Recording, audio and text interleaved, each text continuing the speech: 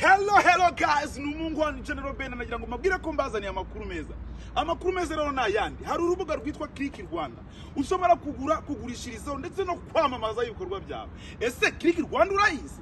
Reka ndi hano ni kumwe n'umuntu ugiye kudusobanurira Click Rwanda maze ubundi tubashe kumenya ibyiza bya Click Rwanda. Ibyiza bya Click Rwanda. Click Rwanda nko General Ben yavuze ni urubuga nyarwanda rwashyiraho guhuza abantu serivisi nyinshi nziza kandi zitandukanye.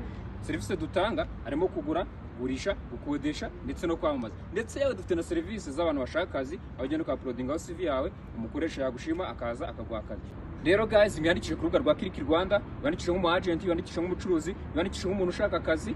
Rero kuba agent bo by'umwihariko dufite uburyo tubaha amahirwe yo gupostinga kuri social media zabo, aho tuguha ibintu ushyira kuri WhatsApp yawe, Facebook, Instagram, Twitter, twe tukakwishyura amafaranga bitewe n'abantu babirebe. So mwiyandikishe ku rubuga rwa Click Rwanda, kwiyandikisha nta kundi ni kujya ku rubuga rwa kandika wa3 akadomo click-rwanda.com ugakana ahantu login, hanyuma ukiyandikisha mu cyiciro ushaka, waba umucuruzi, waba umuguzi, waba umuntu ushaka akazi ndetse n'ushaka kwamamaza. Cyangwa se wadusanga ku cyiciro cyacu dukora Kimironko muri Promise House muri third floor.